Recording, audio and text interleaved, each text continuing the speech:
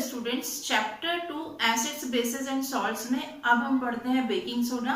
Baking soda का chemical name होता है sodium hydrogen carbonate.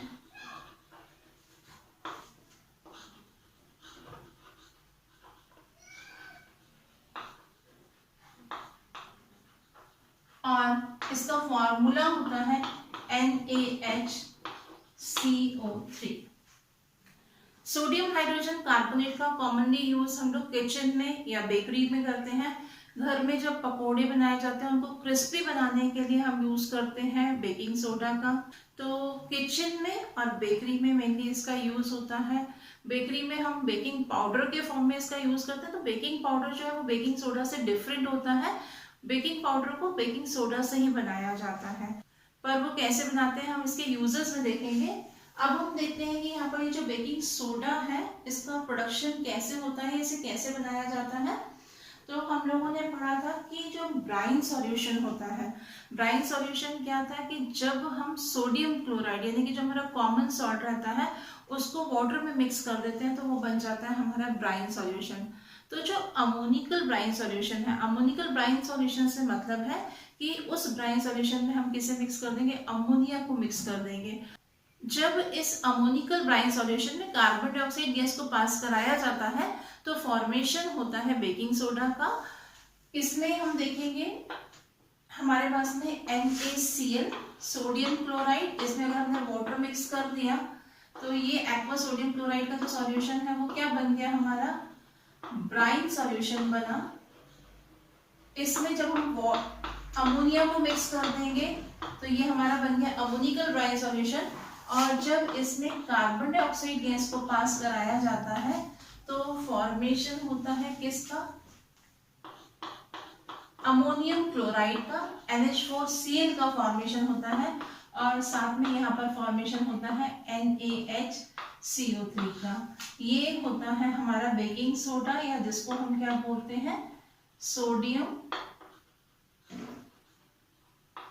Hydrogen carbonate. ये है हमारा ammonium chloride.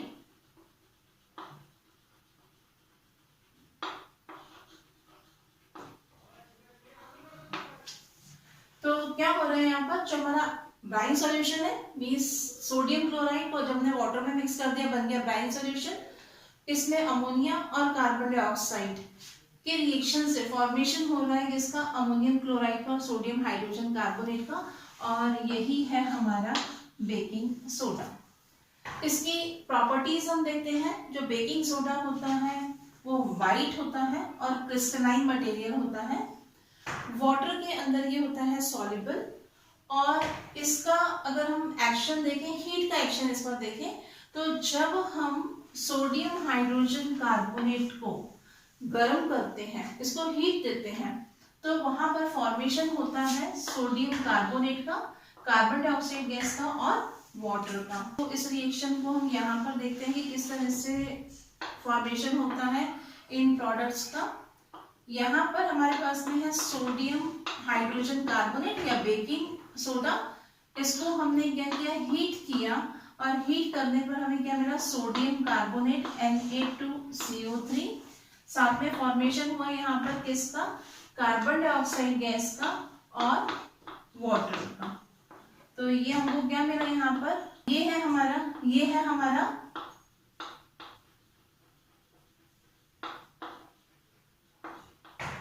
Sodium carbonate, carbon dioxide and water का फॉर्मेशन होता है।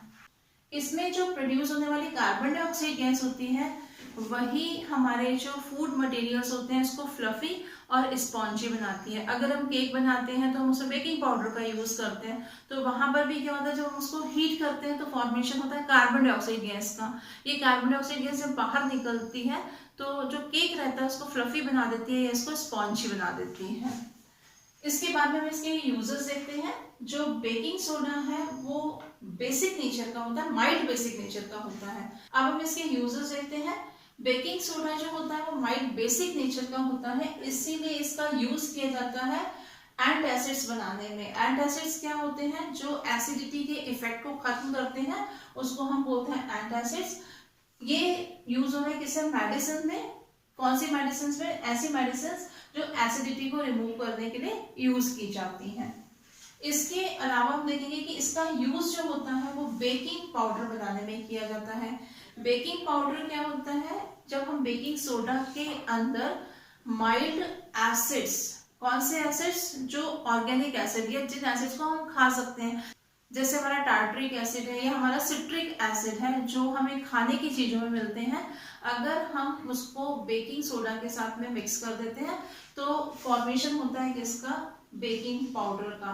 तो हम यहाँ पर क्या करते हैं कि बेकिंग पाउडर बनाने के लिए जो हमारा बेकिंग सोडा होता है उसके अंदर हम एडिबल एसिड, यानी कि ऐसा एसिड जिसको खाया जा सकता है, उसको मिक्स कर देते हैं और फॉर्मेशन होता है किसका? बेकिंग पाउडर का।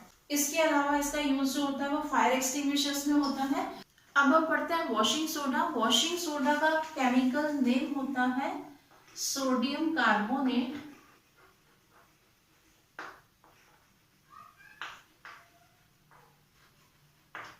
डेका हाइड्रेट। इसमें सोडियम कार्बोनेट के साथ में होते हैं 10 water molecule. Sodium carbonate contain 10 water molecule of crystallization. यहाँ पर 10 वाटर मॉलिक्यूल सोडियम कार्बोनेट जो रहता है उसकी सरफेस पर एड्सॉर्ब होते हैं। तो यहाँ पर ये जो सोडियम कार्बोनेट होता है Na2CO3, इसको हम बोलते हैं सोडा ऐश। ये हमारा वॉशिंग सोडा नहीं होता है, रिक्रिस्टलाइजेशन हो जाता है, उससे फॉर्मेशन होता है किसका? वॉशिंग सोडा का या सोडियम कार्बोनेट डेकाहाइड्रेट का। सोडियम कार्बोनेट एनहाइड्रस होता है, ऐसा सॉल्ट जिसमें कि वाटर नहीं होता है, लेकिन हमारा जो वॉशिंग सोडा है वो कैसा है? हाइड्रेटेड होता है। तो हम अब इसको देखते हैं कि कैसे प्रिपेयर कर सकते हैं। हमारे पास में जो ब्राइन सॉल्यूशन होता है, ब्राइन सॉल्यूशन हमने पढ़ा था कि NaCl के एक्वा सॉल्यूशन को हम क्या बोल रहे थे? Brine solution. इसका रिएक्शन जब होता है अमोनिया से, या हम बोल सकते हैं अमोनिकल ब्राइन सॉल्यूशन जो है, इस पर जब कार्बन डाइऑक्साइड गैस को पास कराया जाता है तो यहाँ पर हमको मिलता है सोडियम हाइड्रोजन कार्बोनेट और साथ में मिलता है यहाँ पर अमोनियम क्लोराइड। तो ये है हमारा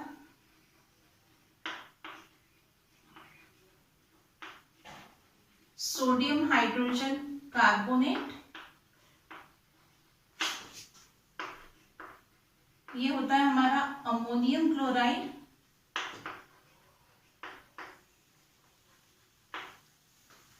ये क्या था? हमारा ब्राइन सॉल्यूशन था।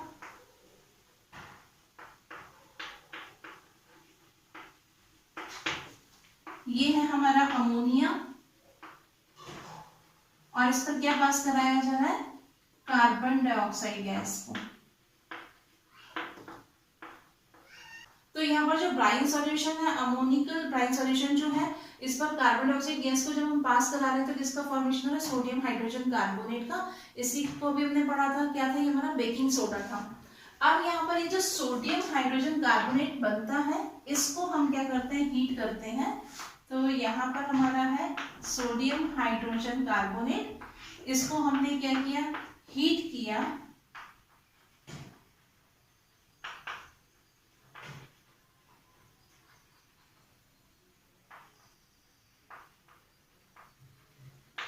इसको जब हम हीट करेंगे तो इसका डीकम्पोजिशन होगा और डीकम्पोजिशन के बाद में बनेगा यहाँ पर सोडियम कार्बोनेट,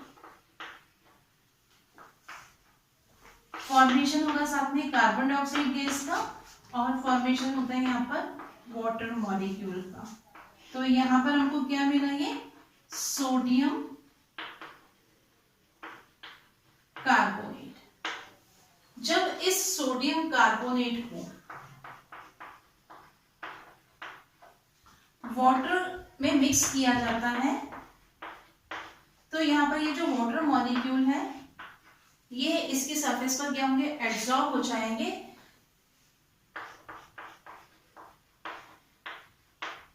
और फॉर्मेशन होगा हमारे पास में किसका?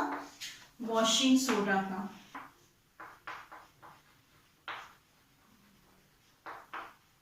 वॉशिंग सोडा, या हम बोल सकते हैं कि सोडियम कार्बोनेट जो है उसमें क्या होगा, 10 मॉलिक्यूल्स ऑफ वाटर रिक्रिस्टलाइजेशन होगा, जिससे फॉर्मेशन होगा किसका, वॉशिंग सोडा का। अब हम देखते हैं वॉशिंग सोडा की properties. Washing soda transparent crystalline solid होता है, ये वाटर में सॉल्युबल है। इसके बाद हम देखेंगे कि जो इसका सॉल्यूशन होता है, मींस जब हम इसका सॉल्यूशन किसमें बना रहे हैं, वाटर में जब हम इसका सॉल्यूशन बनाएंगे तो जो सॉल्यूशन बनेगा वो कैसे नेचर का होगा, वो एल्केलाइन नेचर का होगा। इस एल्केलाइन सॉल्यूशन में अगर हम रेड लिटमस को डालते हैं या रेड लिटमस पेपर का यूज करेंगे तो वो कैसा हो जाएगा, ब्लू हो जाता है। तो हम क्या बोल सकते हैं कि जो वॉशिंग सोडा है इसका एक्वा सॉल्यूशन या वाटर में जो इसका सॉल्यूशन बन रहा है वो कैसा है, एल्केलाइन नेचर का होता है। इसमें होती है detergent properties. Detergent property means ये डर्ट को, ग्रीस को रिमूव कर सकता है किसमें से, डर्टी क्लॉथ में से। अब हम देखते हैं इसके यूजेस। अभी हमने जैसे देखा कि इसमें कौन सी प्रॉपर्टीज होती है, डिटर्जेंट प्रॉपर्टी होती है, यानी कि ये ग्रीस और डर्ट को रिमूव कर सकता है डर्टी क्लॉथ में से। तो इसीलिए इसका यूज जो होता है वो क्या किया जाता है, जो ड्राई सोप पाउडर होते हैं या डिटर्जेंट्स होते हैं उसको बनाने में इसका यूज किया जाता है। इसके अलावा इसका यूज वाटर की परमानेंट हार्डनेस को रिमूव करने के लिए किया जाता है। It is use in manufacture of glass soap and paper. Glass soap and paper industries में ग्लास सोप और पेपर को बनाने में वॉशिंग सोडा का यूज होता है।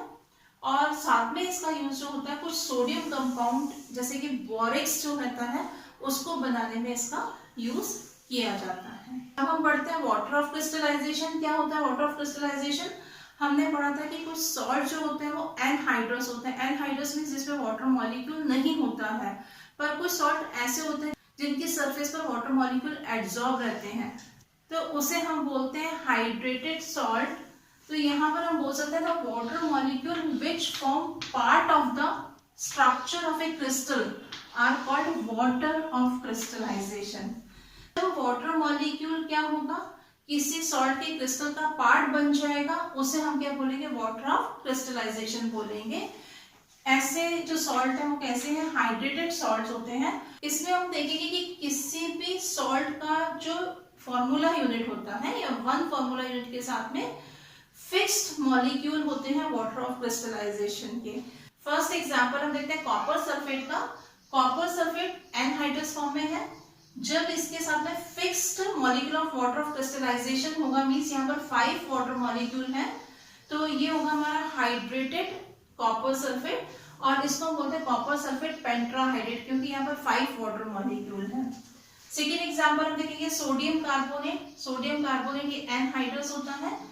इसमें जब वाटर मॉलिक्यूल या वाटर ऑफ क्रिस्टलाइजेशन होगा 10 वाटर मॉलिक्यूल का, तो यहाँ पर इसका फॉर्मूला हो जाएगा Na2CO3 10H2O, और इसको हम क्या बोलते हैं, सोडियम कार्बोनेट डेकाहाइड्रेट बोलते हैं। इसके अलावा हमारा आयरन सल्फेट जो है, आयरन सल्फेट के साथ में 7 molecule of water of crystallization है। इसको हम बोलते हैं आयरन सल्फेट हेप्टाहाइड्रेट, क्योंकि इसमें 7 वाटर मॉलिक्यूल है।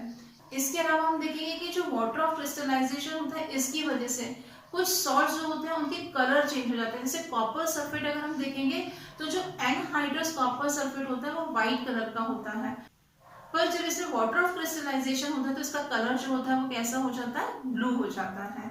सेम ऐसे ही यहाँ पर हमारा जो आयरन सल्फेट रहता है, आयरन सल्फेट का कलर जो होता है वो भी वाटर ऑफ क्रिस्टलाइजेशन के बाद में ग्रीन हो जाता है। तो हम बोल सकते हैं कि वाटर ऑफ क्रिस्टलाइजेशन जो होता है वो कुछ सॉल्ट्स की जो सरफेस होती है उसके कलर को चेंज कर देता है।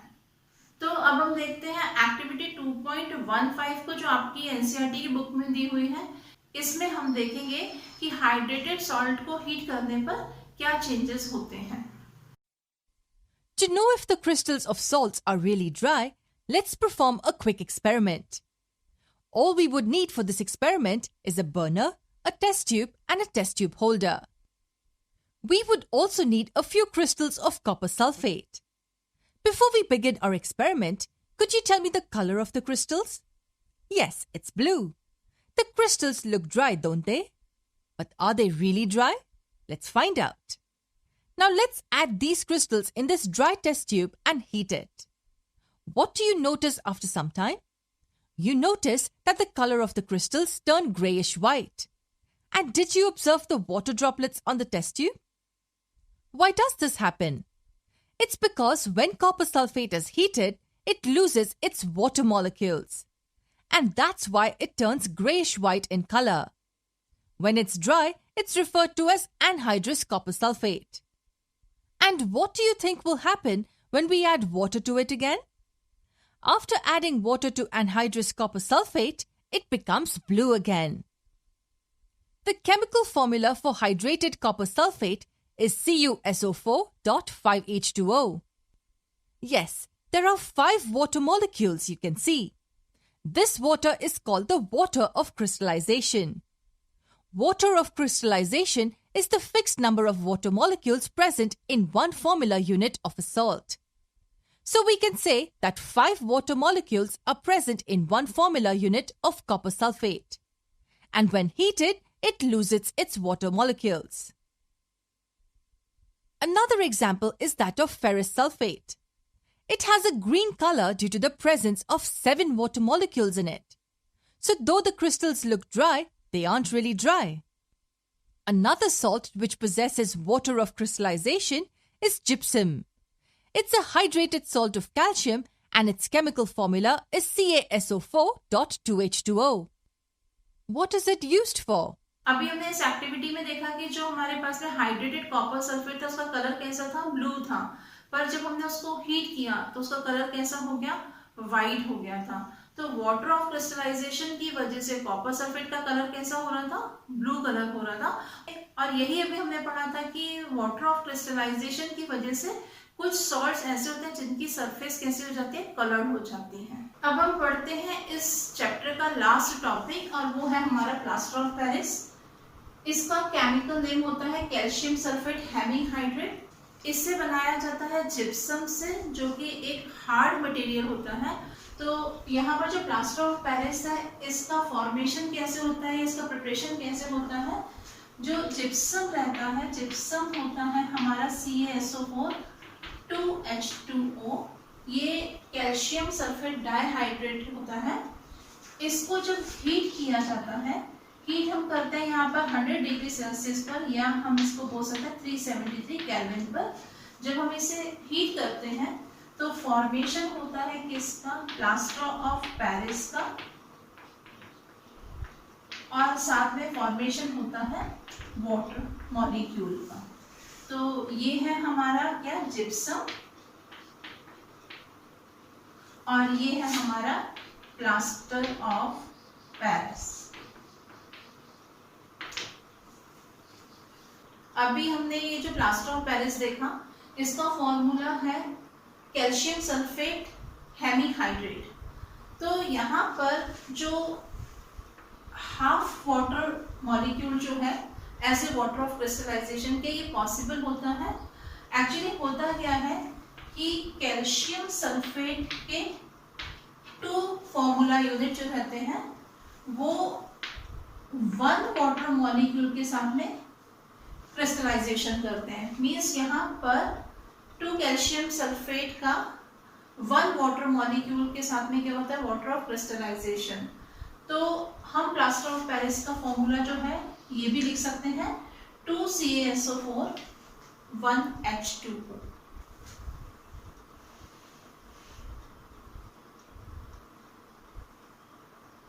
इसकी प्रॉपर्टीज देखते हैं। ये व्हाइट पाउडर होता है। इसकी second property, convert into hard mass on waiting with water. Water के साथ में वेट होने पर ये हार्ड हो जाता है। और ऐसा क्यों होता है कि यहाँ पर ये जो प्लास्टर ऑफ पेरिस रहता है हमारा CaSO4.5H2O, ये क्या है, POP है। ये वाटर के साथ में कंबाइन होकर के फिर से फॉर्मेशन करता है जिप्सम का।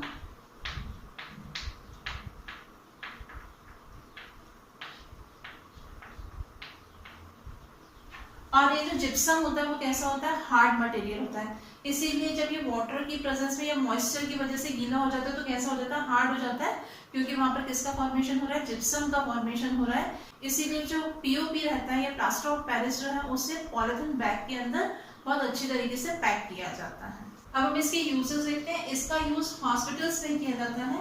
जो फ्रैक्चर्ड बोन रहती है तो आपने देखा होगा कि इस पर प्लास्टर चढ़ाया जाता है, तो वहां पर जो मटेरियल यूज होता है वो कौन सा होता है, प्लास्टर ऑफ पेरिस ही होता है। इसके अलावा इसका यूज जो है वो टॉयज बनाने में, डेकोरेटिव मटेरियल बनाने में, स्टैचूज बनाने में भी इसका यूज किया जाता है। और इसके अलावा आपने देखा है कि इसका यूज जो है वो सरफेस को स्मूथ करने के लिए किया जाता है। जनरली हम लोग घरों में जो वॉल्स रहती हैं, दीवारें रहती हैं, उनके ऊपर हम क्या करते हैं, प्लास्टर ऑफ पेरिस की लेयर लगा देते हैं ताकि हमारी वॉल्स जो वो कैसे हो जाए, स्मूथ हो जाए। इसीलिए इसको व्हाइट सीमेंट भी कहा जाता है। तो जिप्सम को हीट करने पर हमें क्या मिल रहा है, प्लास्टर ऑफ पेरिस मिलता है। तो इस तरह से चैप्टर हमारा यहीं पर कंप्लीट होता है। नेक्स्ट क्लास में हम नेक्स्ट चैप्टर स्टार्ट करेंगे। Thank you.